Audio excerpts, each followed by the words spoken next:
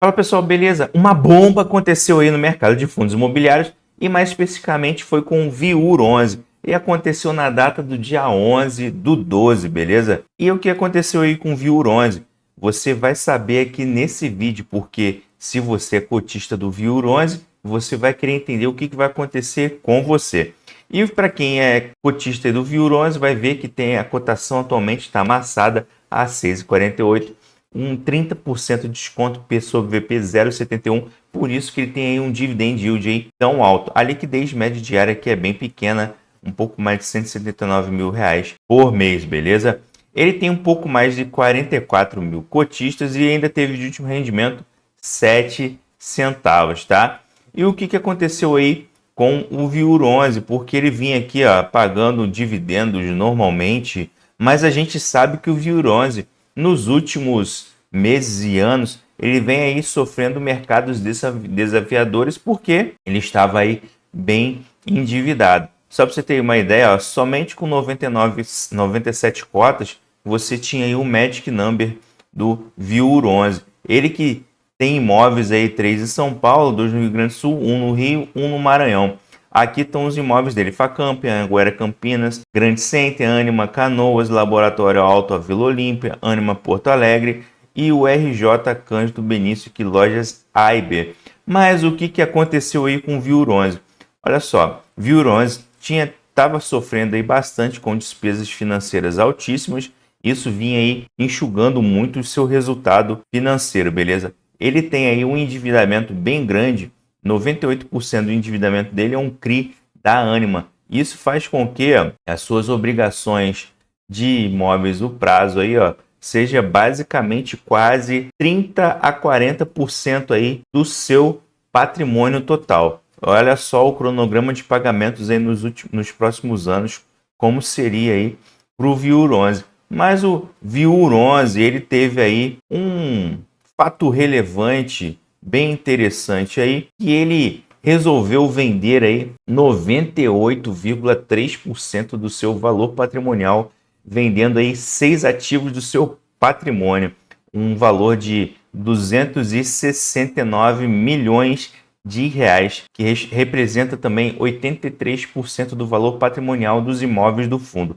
E está vendendo o seguinte: a Ânima Porto Alegre, Anhanguera Campinas, Ânima Canoa, Grande Center, Cândido Benício, lojas A e B. E o preço será recebido da seguinte forma: e quem foi o comprador? Nada mais, nada menos que o TRXF11. Ele está aí, 157 milhões mediante compensação de crédito representado aí por parcela do preço compromisso de integralizar cotas de emissão do fundo TRXF11 subscritas aí na 12ª oferta desse mesmo fundo, ao valor de R$ 100,33 por cota, parcela do preço TRXF11. 111 milhões e meio a serem recebidos aí mediante assunção pelo comprador, obrigação de pagamento por aquisição de imóveis do Ânima Porto Alegre e Ânima Canoas, considerando também o saldo devedor na data de hoje. No momento da subscrição, o VIUR receberá recibo de cotas aí do TRXF11, tá? E após a conversão dos recibos em cotas TRXF, o VIUR poderá, mediante aprovação prévia em Assembleia de Cotistas, realizar aí a amortização parcial das suas cotas, distribuindo aí aos seus investidores parte das cotas do TRXF subscritas. Caso aprovada essa amortização parcial das cotas do fundo em Assembleia de Cotistas, conforme o cronograma a ser oportunamente divulgado, as cotas do fundo serão retiradas temporariamente de negociação para permitir a apuração pelo administrador do fundo junto aos investidores o custo médio de aquisição das cotas do VIUR pelo cotista. Essa informação será utilizada para o cálculo de eventual imposto de renda a ser retido na fonte, se aplicável no momento da amortização. As cotas do fundo voltarão a ter negociação após a realização da amortização parcial das cotas. Com a conclusão da transação, o fundo permanece titular somente de um imóvel da Facamp, bem como de uma posição de caixa detalhada adiante nesse fato relevante, tá?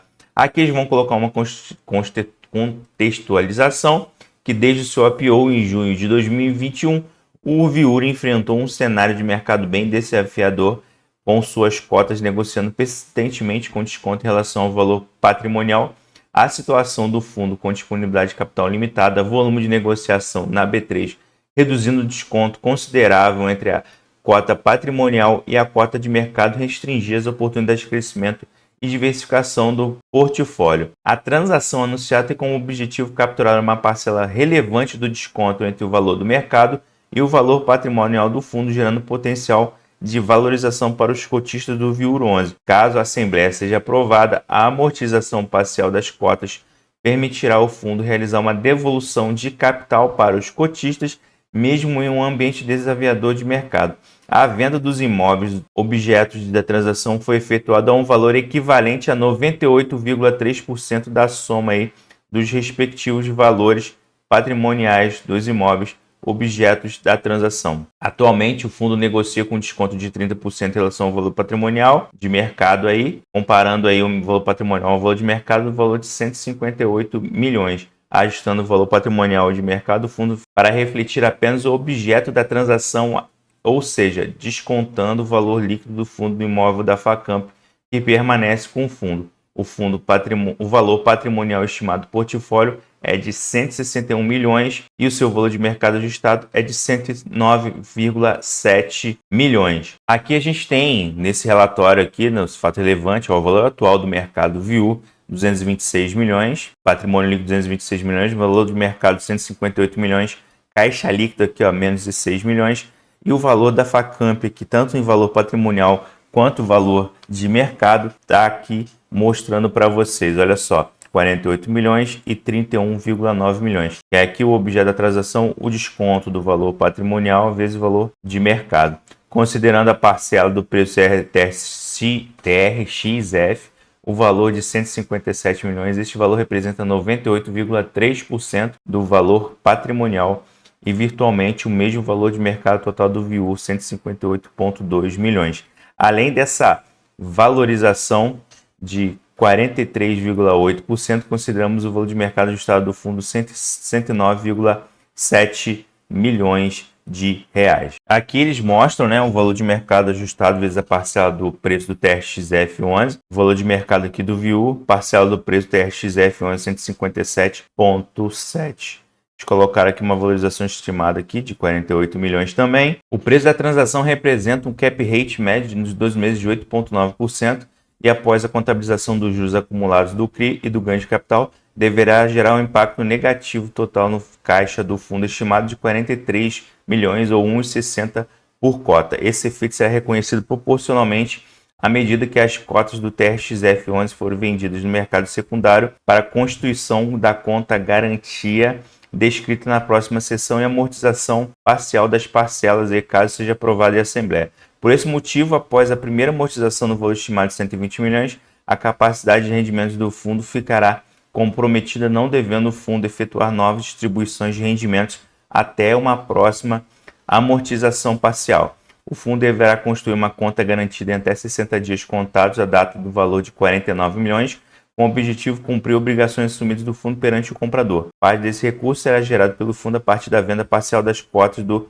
TRXF11. As obrigações são de recompra do Grand Center, de renda mínima garantida do Grand Center para fazer jus à obrigação de pagamento de renda mínima garantida, garantia mensal líquida no valor de 235 mil por 12 meses a contar da presente data, exclusivamente em relação ao Grand Center. O fundo manterá depositado por esse período o valor de 2,8 milhões na conta garantida. Obrigações de manutenção de imóveis da Ânima. Os imóveis da Ânima necessitam de manutenção cuja responsabilidade é do locatário, conforme condições pactuadas no contrato de locação vigente.